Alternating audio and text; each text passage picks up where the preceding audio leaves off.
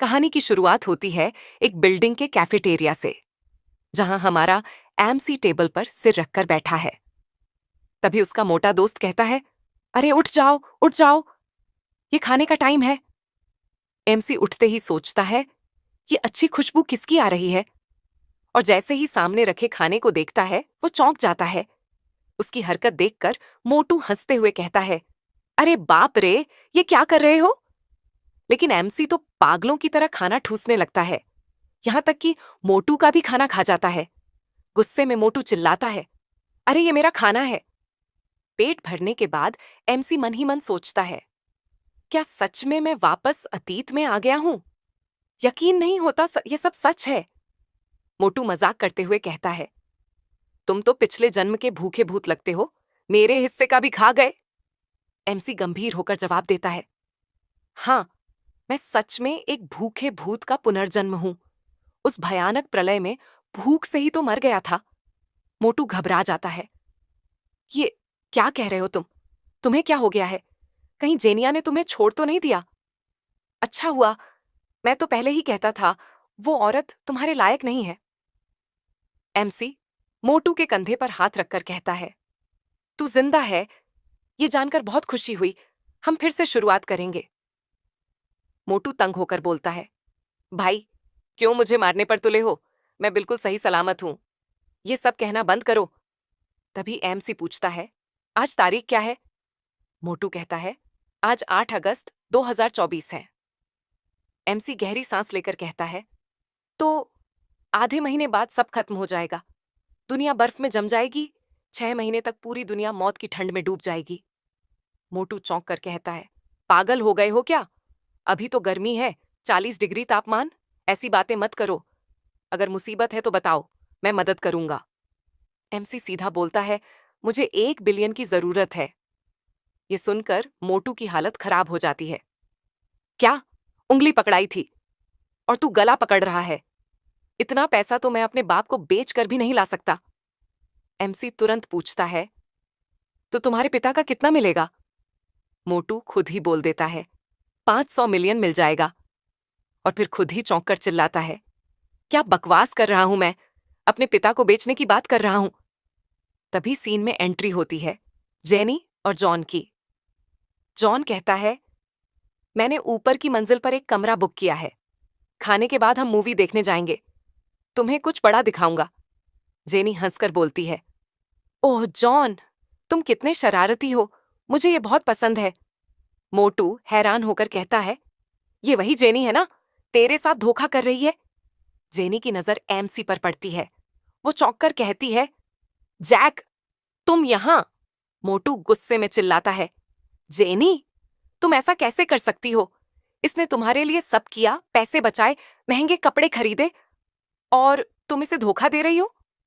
Jenny ठंडी आवाज में कहती है, हाँ, अब और छिपाने की जरूरत नहीं। तुमने देख ही लिया है। एमसी मन ही मन सोचता है, पिछले जन्म में भी मैंने इसके लिए सब किया था।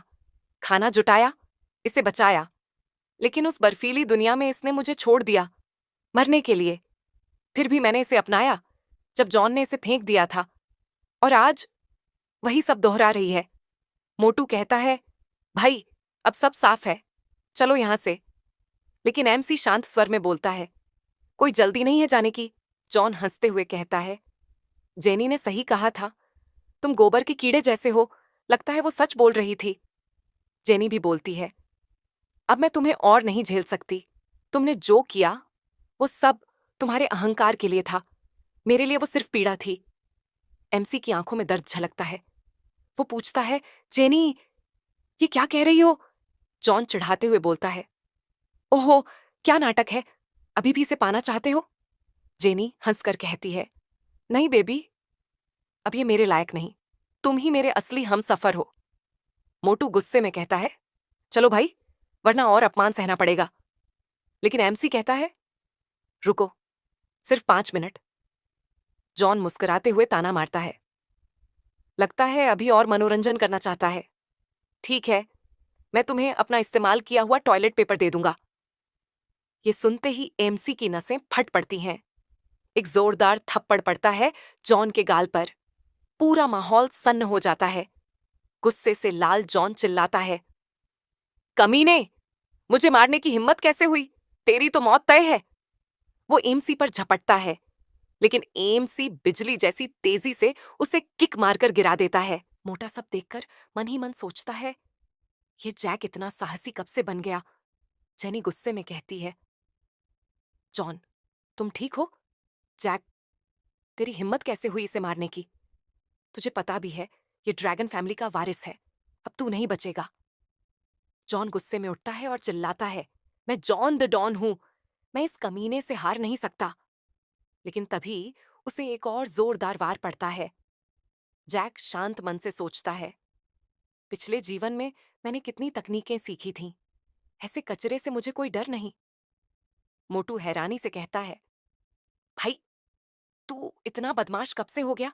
नीचे पड़ी जेनी चिल्लाती है, क्या पागल हो तुम? तुमने सच में इसे चोट पहुंचा दी। जैक, अभी इसके घुटनों पर गिरकर माफी मांगो, वरना मैं तुम्हें कभी माफ नहीं करूंगी। जैक गुस्से में कहता है, अबे साली, तू है कौन मुझे बोलने वाली? और जेनी को भी धक्का मार देता है। जॉन गरजता है, मूर्ख, मैं तुझे खत्म कर दूंगा। तुझे मारना चींटी मारने जितना आसान है। लेकिन तभी जैक जॉन की जेब से एक स्प्रे निकाल लेता है।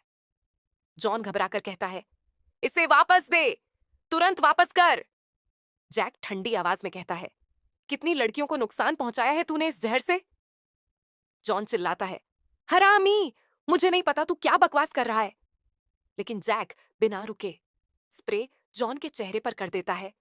जॉन चीखने लगता है, आ जेनी, दूर रह मुझसे। वो पागलों की तरह जेनी पर झपट पड़ता है, उसके कपड़े तक फाड़ देता है। जेनी चिल्लाती है, जॉन, हम कैफेटेरिया में हैं, ये मत करो। लेकिन जॉन पूरी तरह जानवर बन चुका था। ये सब देखकर मोटू के नाक से खून निकल जाता है। वो कांपते हुए कहता है, जॉन को क्या हो गया है?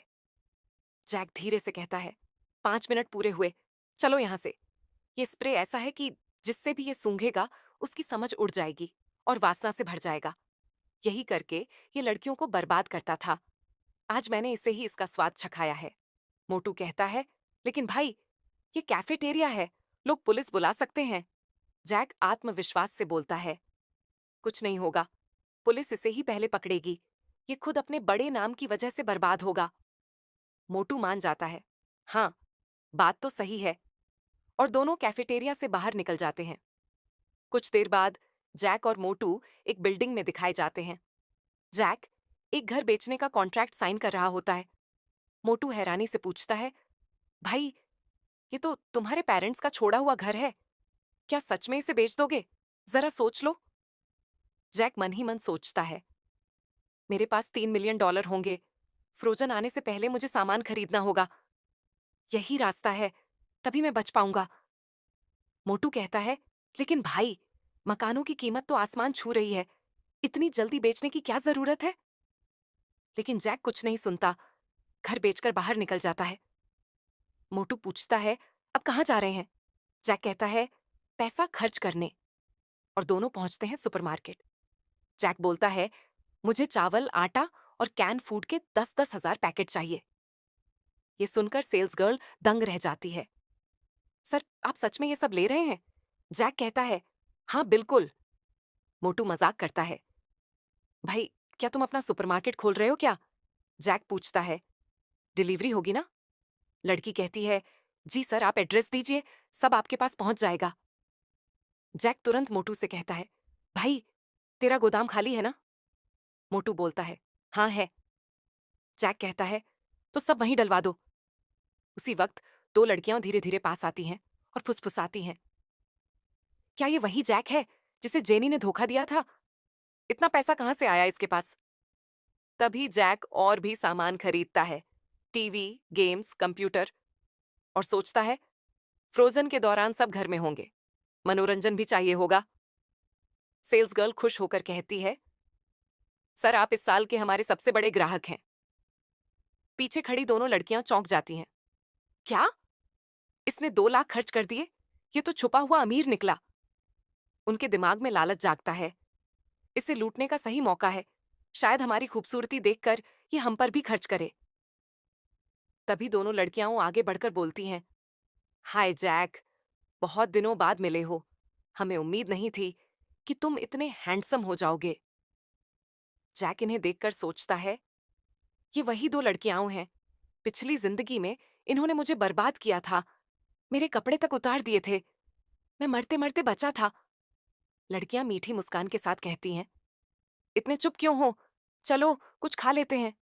जैक कहता है, हाँ जरूर, और मोटू को धीरे से बोलता है, तू सामान गोदाम पहुंचा दे, अब बदला लेने की शुरुआत होती है। लड़कियां मन ही मन सोचती हैं, ये तो अभी भी मूर्ख है, चलिए इसे लूटते हैं। कुछ देर बाद सब एक बड़े रेस्टोरेंट के बाहर खड़े होते हैं। जैक कहता है, ये कुछ ज्यादा महंगा नहीं है? लड़कियां मुस्कुराकर कहती हैं, अरे हम किसी को यहां नहीं लाते, चलो जल्दी चलो। अंदर जाते ही महंगे से महंगे डिश ऑर्डर कर देती हैं, गोल्ड कॉफी, बीफ, सब कुछ। पेट भरकर खाती हैं और कहती हैं, बहुत दिनों बाद इतना मजेदार खाना खाया। फिर जैक से पूछती हैं, तुम्हें कैसा लगा? जैक कहता है, अच्छा था, मैं जरा बाहर जाता हूं। वो सीधा रिसेप्शन पर जाता है। लड़की कहती है, सर आपका बिल 18,000 बना है। जैक ठंडी मुस्कान के साथ कहता है, मैं बिल चुकाने नहीं आया, जो खाना हमने खाया है उसकी 100 प्लेट्स और तैयार कर दो। रिसेप्शनिस्ट हैरान रह जाती है, सर सच कह रहे हैं? जैक कार्ड थमाते हुए कहता है, हाँ ये एडवांस रख लो। मन ही मन सोचता है, पिछली जिंदगी में मैंने सिर्फ कैन फूड खाया था, लेकिन इस बार मैं स्वादिष्ट खाना खाऊंगा। 10 दिन बाद पता चल जाएगा कि इसे कैसे सुरक्षित रखना है। पीछे खड़ी लड़कियां सोचती हैं, भले ही ये बार बार बोल रहा था कि खाना महंगा है, लेकिन बिल चुकाने चला गया। ये अमीर मूर्ख है, इसे बाद में और भी लूटेंगे। रिसेप्शनिस्ट कहती है, सर आपका ऑर्डर प्लेस कर दिया गया है। जैक सिर हिलाकर कहता है, ठीक है मैं चलता हूं, अब ये औरतें अपना बिल खुद भरेंगी। बाहर आकर जैक सोचता है, घर बेचकर मिला पैसा लगभग खत्म हो गया है, मुझे और चाहिए। वो तुरंत फोन से लोन ऐप खोलता है, एक एक करके 36 साइट से 2 मिलियन का लोन ले लेता है और मुस्कुराता है, कितना आसान है पैसा मिलना। तभी उसका फोन बजता है। पिंक बालों वाली लड़की गुस्से में कहती है, कहाँ हो तुम? जैक धीरे से कहता है, कुछ काम है, मैं घर जा रहा हूं। तो दोस्तों, ये थी आज की कहानी। आपको ये वीडियो कैसी लगी? कमेंट्स में जरूर बताइए। अगर कोई कमी लगे तो वो भी बताइए, ताकि हम अगली बार और भी बेहतर कंटेंट ला सकें। तो कहानी की शुरुआत वहीं से होती है जहां से पिछला एपिसोड एंड हुआ था। अब आगे लड़की जैक से बोलती है, तुमने पेमेंट क्यों नहीं किया? तो जैक बोलता है, खाना तुमने खाया, पेमेंट मैं क्यों करूं? तभी लड़की बोलती है, अरे तुमने मुझे और जोलेन को खाने पर बुलाया, तुम भी तो कौन करेगा? जैक बोलता है, मैंने कब कहा था खाने पर चलो, वो तो तुम ही थी जो मुझे यहाँ खींच के लाई थी, और ऊपर से सारा खाना तुम लोगों ने ही मंगाया था, मुझे उसे क्या लेना देना? ये सुनकर लड़की भड़क जाती है और बोलती है, ये सब करने के बाद तुम खुद को मर्द कैसे कह सकते हो? ये खाना बहुत महंगा है, हम इसका बिल कैसे देंगे? तभी जिसके बोलता है, मैंने तो पहले ही बोला था खाना बहुत महंगा है, फिर भी तुम मंगा रहे थे, और अब बोल रहे हो महंगा है, पहले क्या सोच रहे थे? लड़की गुस्से में बोलती है, तुम जैसे को खाना खाने बाहर नहीं आना चाहिए जब बिल नहीं दे सकते हो, गरीब कहीं के। जैक बोलता है, ऐसा लगता है तो तुम रेस्टोरेंट वालों को ही पूछ लो, मैंने उनको क्या ऑर्डर दिया है? तभी वेट्रेस बोलती है, आपके साथ जो आए थे उन्होंने 1000 टेबल उसी खाने का ऑर्डर दिया है। तभी पिंकी बोलती है, प्लीज यहाँ आके बिल कर दो, वैसे भी तुम इतना बड़ा ऑर्डर दिया है तो तुम गरीब नहीं होगे। तभी जैक बोलता है, इसकी कीमत खुद चुकाओ, मुझे तुम जैसों के मुंह लगने का मन नहीं है, भाड़ में जाओ। तभी पिंकी बोलती है, उसने हमें सड़ा हुआ कहा और पैसे देने से मना कर दिया। रिंकी बोलती है, तो अब हम क्या करेंगे, हमारे पास तो इतना पैसा नहीं है। तभी पिंकी बोलती है, आज रात गुंडे बुला के उसे सबक सिखाएंगे।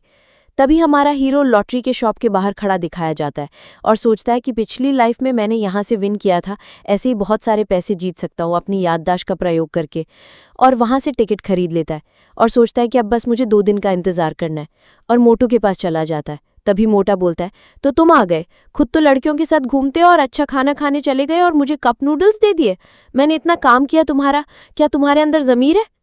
जैक बोलता है, अरे मेरे दोस्त माफ़ करो, आज रात मैं तुमको बढ़िया सैर कराने के चलूंगा। और बोलता है मुझे सचमुच समझ नहीं आ रहा है इन सब चीज़ों पर इतना पैसा खर्च करने का क्या मतलब है।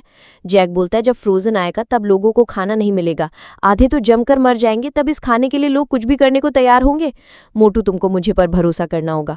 मोटू बोलता है भाई तुम इतनी अजीब बातें करोगे तो मुझे यकीन करना मुश्किल होगा। जैक बोलता है कोई बात नहीं, कुछ ही दिन में तुम मुझे पर यकीन करने लग जाओगे। तभी उनके सामने गुंडे आ जाते हैं और बोलते हैं क्या तुम ही जैक हो। तभी जैक बोलता है हाँ मैं ही हूँ, और तुम हंटर वॉश के चमचे हो। तो गुंडा बोलता है अबे साले तू ही है जो हमारे बॉस की औरत पर नजर डाले हैं, तेरी इतनी हिम्मत छोटे चूजे। और जैक मोटू को बोलता है पुलिस को बुलाने की जरूरत नहीं है, इन्हें मैं देख लूंगा। तभी गुंडा बोलता है अरे अच्छा हुआ कि तुम पुलिस को नहीं बुला रहे, वैसे भी ये बेकार होता। तभी मोटा बोलता है मेरे पिताजी पार्कर बिल्डिंग मटेरियल के मालिक हैं, हम इस बारे में बात कर सकते हैं, बस मेरे भाई को मत छूना। तभी गुंडा बोलता है अरे मास्टर हम आपको कुछ नहीं करेंगे, हम बस इसे सबक सिखाने आए हैं। तभी मोटा बोलता है भाग जैक भाग। तभी गुंडे जैक को मारने के लिए आगे बढ़ते हैं और टकला बोलता है तूने हमारे बॉस की लड़की के बारे में सोचा, अब तेरा सर ही फोड़ दूंगा। मोटू जोर से चिल्लाता है जैक बच के, लेकिन जैक आराम से बच जाता है और बोलता है तुम बहुत धीरे हो, और एक जोर की किक मार देता है टकले को, और एक ही बार में टकले की हालत खराब हो जाती है। और तभी एक और बैट की जोर से मार देता है और भाई साहब बैट को उसके मुंह में डाल देता है। ये देखकर सारे गुंडों की फटके हाथ में आ जाती है और जैक बोलता है अब तुम्हारा क्या होगा कलिया। तभी गुंडे आपस में बोलते हैं चलो इसे आज खत्म कर देते हैं, लेकिन जैक फुल स्पीड से सबको मार के आगे बढ़ जाता है। और मोटा सोचता है क्या ये भी जैक है जिसे मैं जानता हूँ, इसने अकेले हो इतने लोगों को धूल चटा दी। तभी जमीन पर पड़े हुए बोलते हैं हमें माफ करो, हम हार मानते हैं। तब जैक बोलता है लेकिन उससे पहले मुझे 10 लाख सेंड करो। तभी गुंडा बोलता है ये तो सरासर वसूली है। तो जैक बोलता है तो क्या हुआ अगर ये जबरदस्ती है, तुम मेरे पास आए थे, क्या तुमने सोचा था कि बस एक मामूली पिटाई से सब खत्म हो जाएगा, जल्दी करो वरना मैं तुम्हारे तीनों पैर तोड़ दूंगा। तभी जैक के फोन में 60,000 रिसीव होते। तभी वो सोचता है ऐसा नहीं है कि मैं निर्दयी हूँ, बात यह है कि मैं सर्वनाश से गुजरा हूँ, मेरी मानसिकता अब एक स्टूडेंट जैसी नहीं रही है, और जिनको मैंने मारा वो अच्छे लोग नहीं थे, पिछली जिंदगी में उन्होंने पता नहीं कितने लोगों को मारा था।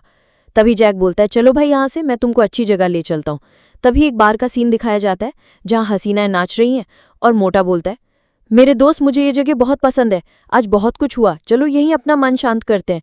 लेकिन जैक सीधा रिसेप्शनिस्ट के पास जाके बोलता है मैं तुम्हारे बॉस जोंग को ढूंढ रहा हूँ, उनके लिए डिलीवरी लाया हूँ। लड़की बोलती है जरा रुको मैं फोन करती हूँ, और दोनों अंदर जाते हैं जहाँ बहुत सारे बॉडी वार्ड दिखाए जाते हैं।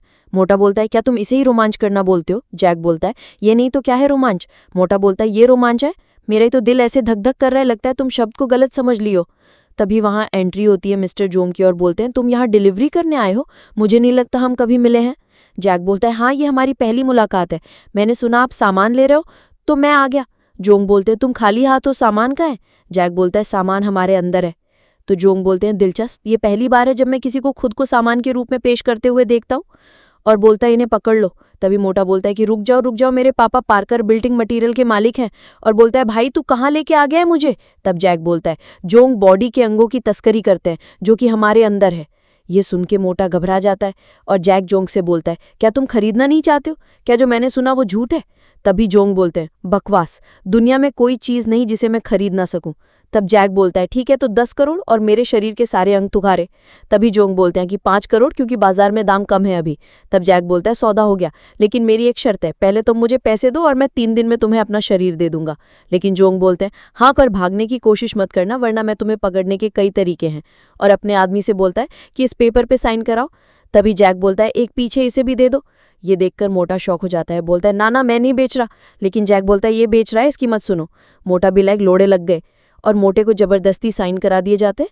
और बाहर आकर मोटा बोलता है तुम इंसान भी हो या नहीं, मैं तुम्हारे साथ मजे करने आया था और तुमने मुझे बेच दिया। तब जैक बोलता है चिंता मत करो, चलो मैं तुमको कहीं और ले चलता हूँ। तो मोटा बोलता है इतनी सी बात हो गई। मैंने मिस्टर लो के बारे में सुना है, वो इस शहर का एक मशहूर गैंग लीडर है, एक बहुत ही दुष्ट आदमी जिसके हर जगह कनेक्शन है। 3 दिन में वो हमें टुकड़े टुकड़े कर देगा। तो जैक बोलता है मिस्टर जोंग ने सिर्फ बुरे काम ही नहीं किए हैं, वो पूरी तरह से सन की हैं। कौन जाने उसने इतने सालों में कितने मानव अंगों की तस्करी की होगी या कितने लोगों को नुकसान पहुंचाया होगा, पर अब वो 3 दिन में मर जाएगा। ये सुनकर मोटा बोलता है कि तुम उससे लड़ने का जो सोच रहे हो वो बहुत खतरनाक आदमी है, तूने देखा नहीं उसके आदमी के पास कितने हथियार थे। तभी जैक बोलता है चलो चले, अब मैं तुम्हें यकीन दिला दूंगा कि सर्वनाश आ रहा है। तभी दोनों एक बड़े से विला के अंदर जाते हैं जहां एक एम्प्लॉय को बोलता हुआ मुझे एक विला चाहिए रेंट पर। तभी मोटा बोलता हुआ भाई अब तुम विला क्यों ले रहे हो। तो जैक बोलता है बस देखते जाओ। और मन में सोचता है मेरी पिछली जिंदगी में यही जगह सबसे सेफ थी और यहाँ एक अवसर प्रकट होता था और अंत में मेरी मृत्यु भी यहीं हुई थी। और जैक सोचता है और क्योंकि पिछले जन्म में मैं कि मेरा था तो अब शुरुआत भी यहीं से होगी। तभी लड़की बोलती है मालिक ने बोला है कोई विला खाली नहीं हुआ। तब जैक बोलता है मैं 2 गुना दूंगा। लड़की बोलती है मालिक के पास पैसों की कमी नहीं है। तो जैक बोलता है मैं 5 गुना दूंगा। फिर भी लड़की नहीं मानती तो जैक बोलता है जा 10 गुना ज्यादा दूंगा और पहले मंथ का किराया अभी दे सकता हूँ। ये सुन के लड़की खुश होकर बोलती है चिंता मत करो मिस्टर, आज मैं मालिक के सामने कुछ भी करना पड़े लेकिन मैं तुमको ये घर दिला कर रहूंगी। तब जैक बोलता है मेरी एक ही शर्त है, मुझे बस इस घर को अच्छे से देखना है। तो लड़की बोलती है हाँ बिल्कुल आप देखिए, तब तक मैं बॉस को बुला लेती हूँ। तभी वहाँ जेनी और उसकी मॉम की एंट्री होती है और दोनों की नज़र उस पर पड़ती है। मोटू बोलता है जेनी ये क्या कर रही है? तो जेक बोलता है जॉन का यहाँ पर एक विला है। तभी जेनी की नज़र जैक पर पड़ती है और चिल्ला के बोलती है मैंने तुमको पिछली बात का हिसाब भी नहीं चुकाया और तुम अभी तक पीछा किए रहे हो। तभी उसकी माँ बोलती है तो तुम हो जैक जो मेरी बेटी के पीछे पड़े हो? मैं उसकी माँ हूँ, तुम्हें साफ साफ बता दूं कि जेनी तुम जैसे गरीब लड़कों पर ध्यान नहीं देती है, कितना भी पीछा करो कोई फायदा नहीं है। तभी जैक बोलता है क्या तुम दोनों बेवकूफ़ हो, कौन तुम्हारा पीछा कर रहा है? तभी वो उसकी माँ गुस्सा में बोलती है तेरी हिम्मत कैसे हुई मुझे गाली देने की, मैं तुझे कॉलेज से निकलवा दूंगी और जेल में डलवा दूंगी। तभी जैक बोलता है जो मन वो कर लो, वैसे भी मैं यहाँ घर खरीदने आया हूँ तुम्हारी बात सुनने नहीं। तभी जेनी बोलती है कि हाँ जैसे कि मैं तुम्हें जानती ही नहीं हूँ, तुम महीने का तो खर्च मुश्किल से निकालते हो और ये विले का रेट 20,000 महीना है, तुम्हारी औकात से बाहर है।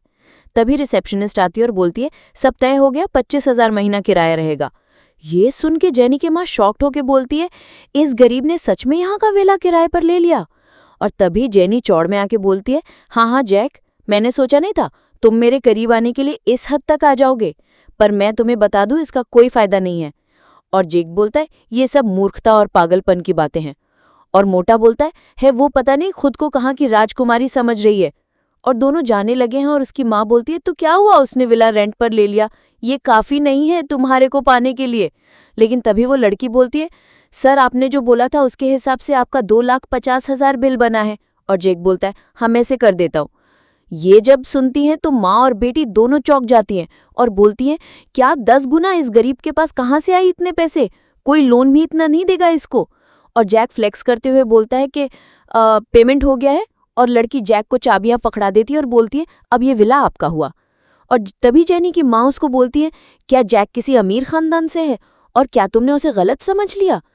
तभी जेनी बोलती है ऐसा नहीं हो सकता, मैं इसे अच्छे से जानती हूँ, रुको मैं दूसरे से पूछती हूँ। तभी सीन शिफ्ट होता है और जेक बोलता है मोटू तुमने कहा था तुम हेवन रेनबो बॉक्स को जाने हो जो शहर की नई कंपनी है। मोटू बोलता है हाँ हम एक ही उद्योग में हैं। तभी जेक बोलता है क्या तुम अपने पिताजी से बोल के मेरे लिए अपॉइंटमेंट ले सकते हो, मुझे नवीनीकरण करना है विला का। तो मोटा बोलता है ठहरा क्या प्लान है अभी, तुमने इतने पैसे खर्च कर दिए और अब ये करने कह रहे हो। तब जेक बोलता है सवाल पूछना बंद करो और मेरे लिए अपॉइंटमेंट ले लो, आज रात तुम्हें पता चल जाएगा। तभी मोटू बोलता है अपॉइंटमेंट तय हो गया है, आज हेवंस रेनबो पूरी तरह से बुक था लेकिन मेरे पिताजी ने कुछ अड़चनें डाली और बॉस ने आपसे व्यक्तिगत रूप से मिलने के लिए बहुत सारी चीज़ें स्थगित कर दी। और जेक बोलता है वाह तुम्हारे पापा में वाकई कमाल है, मैं अंकल पार्कर को शुक्रिया कहने के लिए 1 ट्रक इंस्टेंट नूडल्स भेजूंगा। तभी मोटू शॉक होके बोलता है अरे यार कौन गिफ्ट में इंस्टेंट नूडल्स देता है और वो भी ढेर सारा, मेरे पापा तो ऐसा जंक फूड कभी नहीं खाते। तो जेक बोलता है चिंता मत करो, तुम्हारे पापा जल्दी ही इंस्टेंट नूडल्स की प्रशंसा करने लगेंगे। तभी हमें एक आलीशान बिल्डिंग दिखाई जाती है जहां हमें जेनी और उसकी माँ दिखाई जाती हैं। और उसकी माँ बोलती है जॉन इस नवीनीकरण के लिए भुगतान कर रहा है तो हमें ये सुनिश्चित करना होगा कि अच्छे से किया जाए। तभी जेनी बोलती है मॉम आप चिंता मत करो, हेवंस रेनबो डेकोर शहर की सबसे बड़ी रेनोवेशन कंपनी है, वरना हम यहाँ नहीं आते। तभी पीछे से आवाज़ आती है जहाँ जेक और मोटू को बोला जाता है माफ़ करें आपका कोई अपॉइंटमेंट नहीं है। और जेनी चौड़ में आके बोलती है जेक तुम सेमलेस हो, मेरा पीछा करते हुए यहाँ तक आ गए, तुमको लगता है मैं इम्प्रेस हो जाऊंगी, सपने देखते रहो। और तभी जेक बोलता है हाय राम, हम फिर से इन 2 बेवकूफ़ों से कैसे टकरा रहे हैं। और मोटू बोलता है हम भी उसी काम के लिए आए हैं, ना कि तुम्हारा पीछा करते हुए। लेकिन एमसी उस लड़की से बोलता है मेरा नाम जेक है, मेरा अपॉइंटमेंट है। तब लड़की बोलती है 1 मिनट मिस्टर, मैं भी बॉस को पूछ लेती हूँ। ये सब सुन के जेनी की माँ बोलती है क्या ये सच में रेनोवेशन के लिए आया है? तो जेनी बोलती है, कुछ भी हो, ये बस ज्यादा अमीर होने का दिखावा कर रहा है। तभी वहां के मालिक आते हैं और बोलते हैं, वो व्यक्ति कहाँ है जिससे आज मेरी अपॉइंटमेंट है? तभी वो लेडी बोलती है, ये रहे, वहां पर खड़े हैं। और इनको आते देखकर जेनी की माँ बोलती है, ये तो हेवेंस रेनबो डेकोर के मिस्टर झाऊ हैं। मुझे उम्मीद नहीं थी कि जॉन में इतना दम होगा कि मिस्टर झाऊ हमसे मिलने आएंगे। और जेक को चिढ़ाते हुए बोलती है, क्या तुमने देखा बच्चे, यही फर्क है हम दोनों की हैसियत में। बॉस खुद आना है जेनी का स्वागत करने और तुम बस वहीं खड़े होके इंतजार कर सकते हो। और जेनी आगे बढ़कर बोलती है बॉस से, हेलो मिस्टर झाऊ, अच्छा लगा आपसे मिलके। तब झाऊ बोलते हैं, क्या तुमने अपॉइंटमेंट ली है? तो जेनी बोलती है, हाँ मैं ही हूँ। तो झाऊ बोलते हैं, क्या तुम्हारा नाम जेक है? तो जेनी थोड़ा सहमे हुए बोलती है, मेरा नाम तो जेनी है। ये सुन के बॉस बोलता है, अगर तुम नहीं हो तो हटो यहाँ से, तुम बीच में मत पड़ो। तब जेक बोलता है कि मेरा नाम जेक है। तब बॉस बोलता है, आप ऑफिस में चलिए, वहां जाके बात करते हैं। और तभी जेनी की माँ बोलती है, झाऊ जैसे आदमी ने जैक का स्वागत कैसे किया? तो जेनी चिढ़ती हुई बोलती है, जरूर मोटे ने मदद की होगी, इस गरीब की औकात नहीं है। और तभी अंदर का सीन दिखाया जाता है जहां बॉस बोलता है, आप क्या रेनोवेट कराना चाहते हैं? तब जैक बोलता है, मुझे विला रेनोवेट कराना है। तभी बॉस बोलता है, खड़े हो जाओ, ये इसके लिए मैनेजर से बात करो। ये सुन के जैक बोलता है, एक बार मेरी पूरी बात सुन लीजिए। तभी बॉस बोलता है, मेरे दोस्त, सच कहूं तो मैं बड़े प्रोजेक्ट ही लेता हूं। तो जैक बोलता है, मेरा भी बड़ा प्रोजेक्ट है।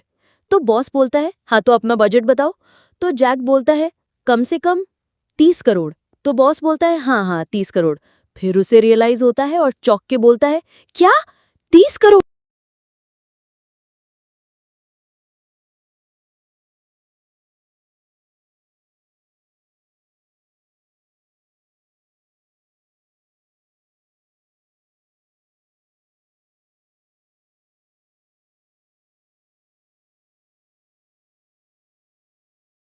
तो एपिसोड वहीं से शुरू होता है जहां लास्ट एपिसोड खत्म हुआ था। कंपनी का मालिक शॉक होकर बोलता है, क्या तुम सच कह रहे हो? तुम्हारा मतलब 3 नहीं बल्कि 30 करोड़ है। जाक बोलता है, मिस्टर झाऊ, तब आप बिल्कुल फिक्र न करें, मैं जो बोला वो एकदम सही है। और तभी वो मैनेजर आता है और बोलता है, बॉस इनको मुझे संभालने दीजिए। लेकिन झाऊ बोलते हैं, कोई जरूरत नहीं है, ये प्रोजेक्ट मैं खुद संभालूंगा। और बोलता है, मिस्टर आप इतने पैसे से एक विला भी खरीद सकते हैं, आखिर आप इसे किस रूप में पुनर्निर्मित करने की योजना बना रहे हैं? और जैक अपनी जेब से एक स्क्रोल निकाल के झाऊ को देता और बोलता है, ये लो, मेरा ब्लूप्रिंट है, कृपया एक नजर डाल लें इस पर। और जैक इसे देखते हैं तो शौक होके बोलते हैं, हे भगवान, क्या आप कोई किला बना रहे हैं या कोई बंकर? तब जैक बोलता है, मिस्टर झाऊ, अगर बजट कम है तो मैं और जोड़ सकता हूँ। पूरे जियांगनान प्रांत में केवल आपकी कंपनी ही वो निर्माण कर सकती है जो मैं चाहता हूँ। मेरी एकमात्र आवश्यकता ये है कि ये आधे महीने के भीतर पूरा हो जाए। तब झाऊ बोलते हैं, आधा महीना? ये मुश्किल है। एक स्वतंत्र जल प्रणाली, एक एसी प्रणाली जो -90 डिग्री तापमान को झेल सके, एक वेंटिलेशन प्रणाली, एक निष्पंदन प्रणाली, और इसके अलावा आप 20 सेंटीमीटर मोटी स्टील प्लेटें लगाना चाहते हैं। और बोलता है, ये असल में एक युद्ध बंकर है, यहाँ तो कोई टैंक भी नहीं घुस सकता। नौजवान, तुम घर को इस तरह क्यों बदल रहे हो? जो ज्यादा नहीं जानता वो यही सोचेगा कि ये कयामत के लिए है। तब जैक बोलता है, मिस्टर झाऊ, मान लिए ये सर्वनाश ही है। और बोलता है, मैं अभी आपको 20 करोड़ दे रहा हूँ और बाकी कल पूरा होने पर आपको मिल जाएगा। तब झाऊ खुश होकर बोलता है, चूंकि आप इतने सीधे हैं तो मैं सारे संसाधन जुटा दूंगा। हम 24 घंटे काम करेंगे और आधे महीने के अंदर तुम्हारे लिए ये सुरक्षित घर बना देंगे।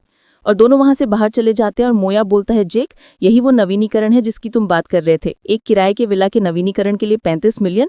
तुम पूरी तरह से पागल हो। तब जाक बोलता है, जल्द ही पासा सबसे बेकार चीज हो जाएगा, इसे बचाने की कोई जरूरत नहीं है, तुम्हें वापस जाकर अपने पिताजी को भी मना लेना चाहिए। तब मोटा बोलता है, जेक, तुम्हारे पास इतने पैसे कहाँ से आए? हम दोनों को भी बेच दें तो भी इतना नहीं मिलेगा। तो जाक बोलता है, मैंने 10 मिलियन का लोन लिया है। तो मोटा बोलता है, जिस सर्वनाश की तुम बात कर रहे हैं वो सच होना चाहिए, वरना तुम्हारे एल लग जाएंगे। और उनको आगे जेनी और उसकी माँ दिखाई देती हैं। तब जेनी बोलती है, क्या तुम मेरा ध्यान खींचने की कोशिश कर रहे हो? बताओ तुमने मरम्मत पर कितना खर्च किया? तब जाक बोलता है, इससे तुम्हारा कोई लेना देना नहीं, तुम्हें आकर्षित करना, सपने देखो। तब उसकी माँ बोलती है, मेरी जेनी ने पर 1 मिलियन खर्च किए हैं। अब तुम्हें पता चल गया है कि असली ताकत कैसी होती है ना? तब मोटू बोलता है, 10 लाख जाक के लिए कुछ नहीं है, इसने अभी 30 मिलियन खर्च किए हैं। ये सुन के जेनी हंसते हुए बोलती है, हाँ हाँ, अच्छा मजाक करते हो, 5 लाख बोला होता तो मान भी लेती, लेकिन 30 मिलियन कुछ ज्यादा ही फेंकते हो। और उसकी माँ भी बोलती है, आजकल के बच्चे बड़ी बड़ी डिंगे मारने से पहले सोचते भी नहीं है। तब जेल बोलता है, और अगर मैंने सचमुच 35 मिलियन खर्च कर दिए तो क्या तुम मुझे डैडी बोलोगी? तो जेनी बोलती है, दिखावा बंद करो, मैंने पहले ही इसकी जांच कर ली है। तुमने अपना इकलौता घर बेचा और ज़्यादा से ज़्यादा तुम्हें उसके बदले 3 मिलियन ही मिले हैं। तुम 35 मिलियन कहाँ से लाओगी? और उसकी माँ बोलती हैं, अगर सच में इतने पैसे खर्च किए हैं तो मैं तुमको डैडी बोलूंगी। तभी वो रिसेप्शनिस्ट आती हैं और बोलती हैं, ये लीजिए सर, अपने कॉन्ट्रैक्ट यहीं भूल गए थे। तब उसकी माँ उसको छीन लेती है और बोलती है, मुझे देखने दो, मैं अभी तुम्हें बेनकाब करती हूँ। और देखकर शॉक हो जाती है और पीछे से जेनी बोलती है, मॉम क्या हुआ, क्या सच में पैसे ज़्यादा कम हैं? तब पीछे मुड़ के बोलती है, नहीं, ये सच में 30 मिलियन है। और गुस्से में बोलती हैं, ये फर्जी है, मैं इसे नहीं मानती, इसके पास इतने पैसे कहाँ से हो सकते हैं? तब रिसेप्शनिस्ट बोलती है, मिस, इस पेपर पर हमारे बॉस का साइन है, ये नकली कैसे हो सकता है? अगर आप हेवेंस रेनबो डेकोर की निंदा करना जारी रखेंगे तो हम आपको कानूनी रूप से जिम्मेदार ठहराएंगे। और जैक बोलता है, अब तो मुझे डैडी बोलो। तब उसकी माँ बोलती है, बच्चे तू खुद को क्या समझता है, मैं तुमसे बड़ी हूँ और तू मुझे ये बोल रहा है? और तब जैक गुस्से में एक जोर की थप्पड़ मार देता है। और ये देखकर मुझे पर्सनली सुकून मिला है। और दोनों वहां से निकल जाते हैं और मोटू बोलता है, बूढ़ी औरत इसकी हकदार थी। और पीछे से जेनी रोते हुए बोलती है, क्या तुम पागल हो? मेरी माँ की बेइज्जती करने की तुम्हारी हिम्मत कैसे हुई? मैं तुम्हें कभी माफ नहीं करूंगी, बस तुम रुको। फिर हमें एमसी का विला दिखाया जाता है और मोटू बोलता है, हम यहाँ फिर से क्यों आए हैं? तब जैक बोलता है, मैंने तुमसे कहा था, अब मैं तुम्हें यकीन दिलाऊंगा कि सर्वनाश आ रहा है। तब मोटू बोलता है, कई दिनों से अजीब व्यवहार और बकवास कर रहे हो, या तो सर्वनाश वास्तविक है या तुम पागल हो गए हो। और दोनों छत पर आ जाते हैं। तब मोटू बोलता है, आज बहुत ठंड है लेकिन मौसम तो गर्मी का है। और बोलता है, जेक, हम कब से यहाँ खड़े हैं, अगर कुछ नहीं हुआ जो तुमने बोला तो मैं नीचे चला जाऊंगा सोने के लिए। तब जैक बोलता है, हाँ, लगभग टाइम हो गया है। और ऊपर देखते हुए बोलता है, वो आ गया। तब मोटू बोलता है, इसमें क्या है, ये बस टूटता तारा है। तब जैक बोलता है कि वास्तव में सर्वनाश शुरू होने में आधा महीना बाकी है, पर उससे पहले कुछ अपशगुन होंगे, रातें ठंडी हो जाएंगे और आसमान में तारे ज्यादा टूटने लगेंगे। लेकिन तभी मोटू चौंक के बोलता है, जेक, वो देखो, ऐसा लग रहा है कि टूटता तारा हमारी तरफ ही आ रहा है। और हमें जैक बताता है कि तारे एक मौका है शक्ति पाने का। मेरे पिछले जीवन में इसी इलाके में तारे ज्यादा टूटकर लोगों को अवसर दिए थे, और ये भी पहला तारा था जो उस विला पर गिरा था और एक चोर को मिला जिससे वो ताकतवर हो गया था। और मोटू डर के बोलता है, ये तारा हमारे ऊपर गिरने वाला है, भागो यहाँ से जल्दी। लेकिन जैक इस तारे की तरफ बढ़ जाता है, बोलते हुए कि अवसर मेरा है अब। और मोटू पीछे से बोलता है, रुक जाओ भाई, क्यों मरने जा रहे हो? और हमें जैक को उस तारे के सामने दिखाया जाता है। और मोटू बोलता है, जैक को शूटिंग स्टार ने कुचल दिया। और जैक नीचे आते हुए बोलता है, जैसा कि मैंने उम्मीद की थी, इससे मेरी शक्ति बढ़ गई है, अभी के लिए तो ये बहुत ही अच्छा है। और बोलता है, मोटू, क्या तुझे अब मुझ पे यकीन हुआ?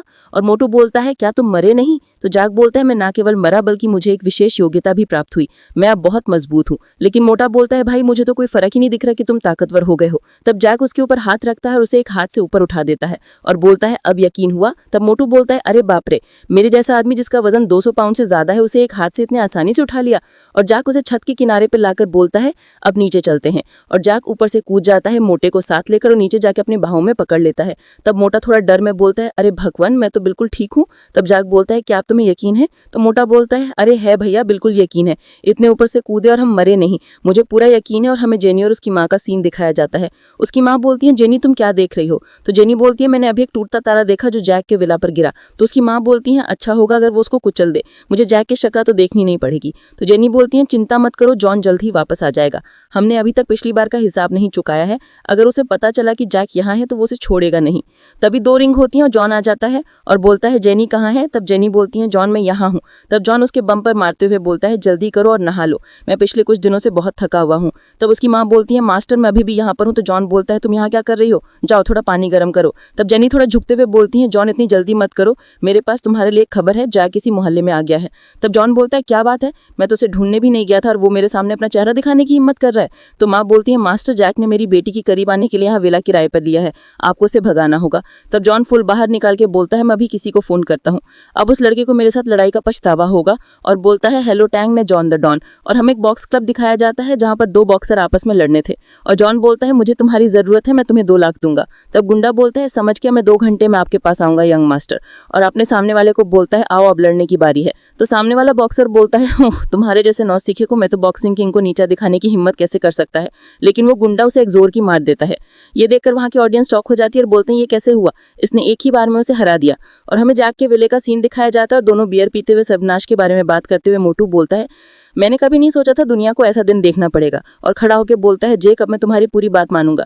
तब जैक बोलता है, अपने पापा के पास जाओ और सब बेच दो। तब मोटू बोलता है, मेरे पापा के पास संपत्ति तो है, लेकिन क्या मैं उन्हें सर्वनाश में यकीन दिला पाऊंगा? वो पागल समझेंगे। तब जैक बोलता है, तुम्हें समझना होगा, आधे महीने में पैसा बेकार कागज बन जाएगा, सिर्फ जरूरी सामान ही महत्व रखेगा। तो मोटू पीते हुए बोलता है, ठीक है, अगर मेरे पापा मुझे पीट पीट कर मार भी डालें तो भी मैं पापा को कंगाल कर दूंगा, मैं भी वापस जा रहा हूँ। तब जैक अचानक से बोलता है, चुप रहो। और बोलता है विले के बाहर चारों ओर लोग हैं। तभी हमें बाहर भी बॉक्सर और लोग दिखाए जाते हैं। गुंडा बोलता है दरवाजा तोड़ो, तो उसका आदमी तोड़ने के लिए आगे बढ़ता है। तभी गेट खुलता है और उस आदमी को जोर की पड़ती है और जैक बाहर आके बोलता है तुम लोग कौन हो। तब गुंडा बोलता है अच्छा तुम्हें पता चल गया, क्या तुम भी कोई ट्रेनिंग करते हो। तब जैक बोलता है ओ तुम हो। गुंडा बोलता है तुम जानते हो मुझे। तो जैक सोचते है पिछले जीवन में ये उन भाग्यशाली लोगों में से एक हैं जिन्हें सर्वनाश के बाद बेहतरीन अवसर मिले थे।